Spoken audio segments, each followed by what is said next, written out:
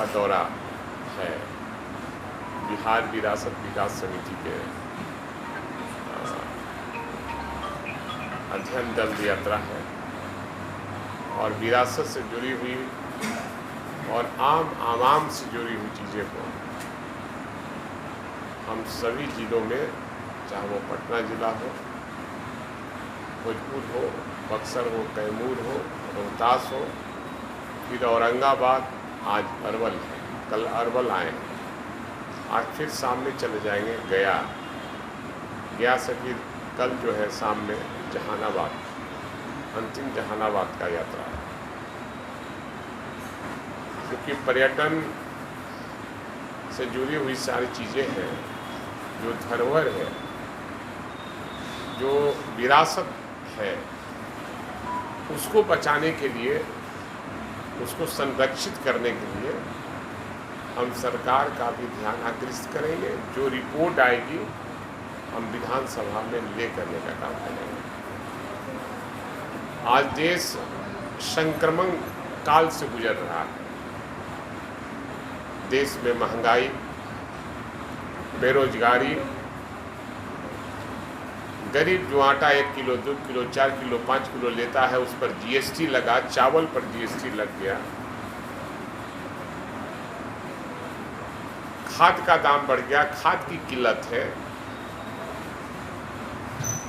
और बिहार में सुखाड़ की स्थिति बनती जा रही है।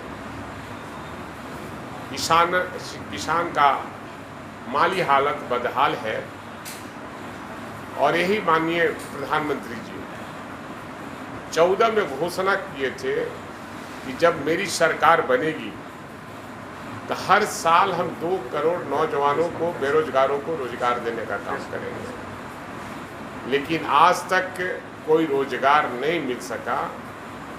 14 करोड़ से ज़्यादा लोग बेरोजगार हो गए। चुनाव में भाइयों बहनों बिजली मिली तो लोग कहता था कि नहीं मिली, रोजगार मिली तो नहीं मिली, गैस सिलेंडर का दाम बढ़ा तो हाँ बढ़ गया। आज मानिए महंगाई बढ़ी, कम हुआ तो नहीं, महंगाई बढ़ी है और जहाँ तक।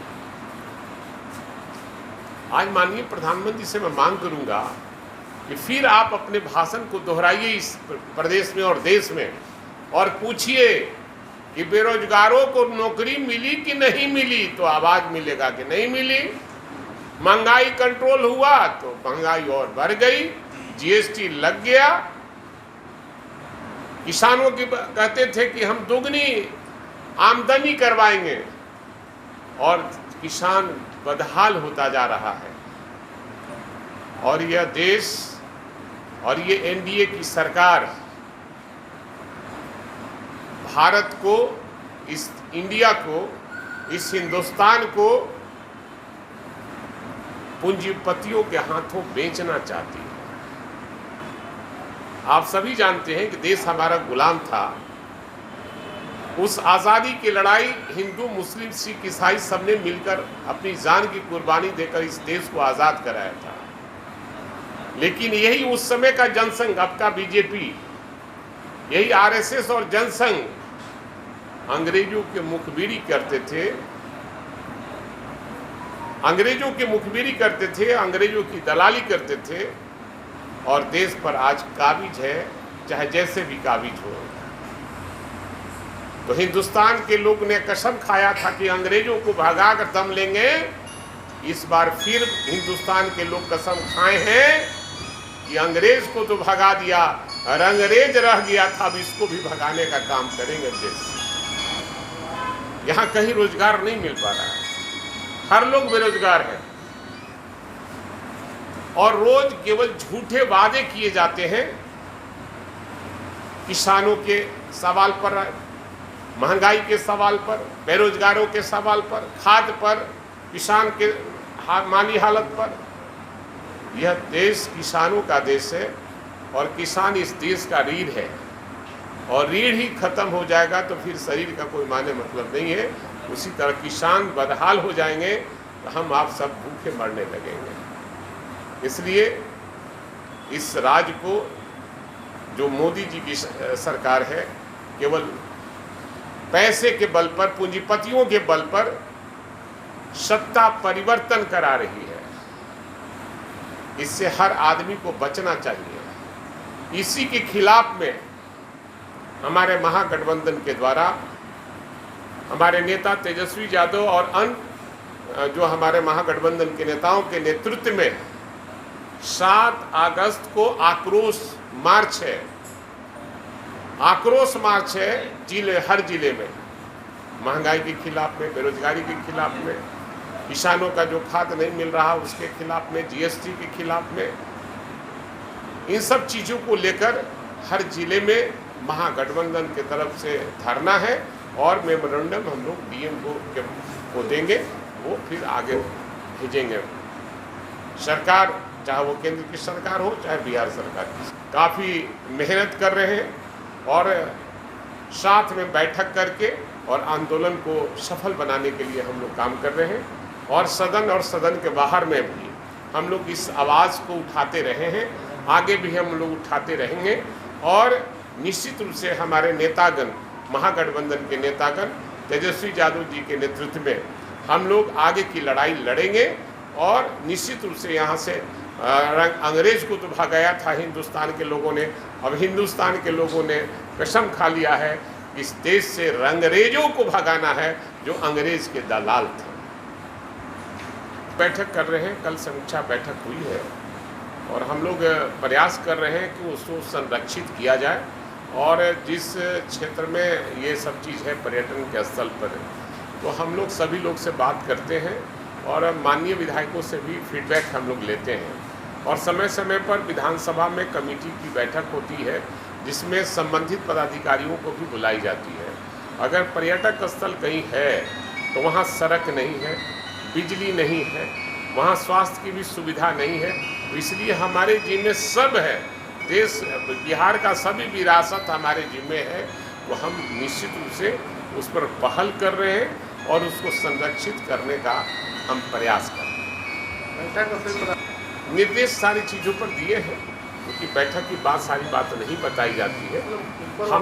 हमने ये कहा कि किसानों की इस बिहार को, क्योंकि सूखे की स्थिति है और हम समझते हैं कि 4 आना से भी कम रोपनी हुई है पूरे बिहार में, इसलिए सुखाड़ की स्थिति बन रही है।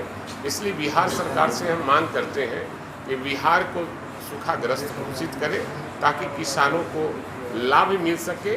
और जो ऑनलाइन वाला समस्या है, ऑनलाइन छोड़िए, और ऑनलाइन से काम नहीं चलेगा, इसलिए कि किसान हमारे ज़्यादा पढ़े लिखे नहीं, ऑनलाइन नहीं कर सकेंगे। इसलिए ऑफलाइन कीजिए ताकि हर किसान जाकर आवेदन वहाँ दे सके और उसको लाभ मिल सके। ऐसा अधिकार है मुख्यमंत्री का, किसी भी कोई भी मुख्यमंत्री होगा उसका विशेषाधिकार है। अगर उसको सूचना मिलती है कि कहीं न कहीं बड़े पैमाने पर गड़बड़ी हुई है तो उनका विशेषाधिकार है रोकने का और आगे की कार्रवाई करने का। क्या सर भ्रष्टाचार है? देखिए इस प्रदेश में तो काफ़ी भ्रष्टाचार है, हर पग पग पर ब्लॉक से लेकर अनुमंडल और जिला तक भ्रष्टाचार है। आम आवाम तो पीस रही है, माननीय विधायकों का कहीं सम्मान नहीं है। फोन किया जाता है विधायकों के द्वारा पदाधिकारी को तो कहा जाता है हाँ विधायक ये बोलिए, प्रोटोकॉल का भी ख्याल नहीं किया जाता है। इसलिए माननीय मुख्यमंत्री से मैं कहूँगा, आप पत्र जरूर निकालते हैं लेकिन पत्र का अनुपालन नहीं हो पाता है और पदाधिकारी बेलगाम हो गए हैं, चाहे वो किसी विभाग का पदाधिकारी हो, ब्यूरोक्रेसी का राज हो गया है। और सीबीआई से विरोधी दल के लोगों को डराया जा रहा है, लेकिन विरोधी दल कभी इतना विपक्षी पार्टियां हैं इससे घबराने वाली नहीं है।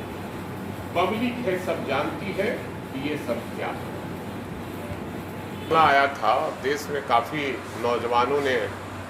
नौजवान ही नेतृत्व कर रहा था, कोई पार्टी लीड नहीं कर रही थी, स्वतः स्फूर्त और नौजवानों ने जो बेरोजगार थे इस अग्निवीर का खिलाफ किया कि 4 ही साल क्यों नौकरी, 4 साल के बाद हम क्या करेंगे। तो इसमें आंदोलन में हज़ारों लोगों को पकड़ के रखा है। हम मांग करते हैं सरकार से कि बेशर्त उनको रिहा किया जाए। उन नौजवानों को, उनके भविष्य का मामला है, आप उनके भविष्य बनाने के लिए वादा किया है, आप उनका भविष्य नहीं बिगाड़िए और बेशर्त रिहा उन लोगों को कीजिए जो लोग अभी जेल के अंदर में हैं।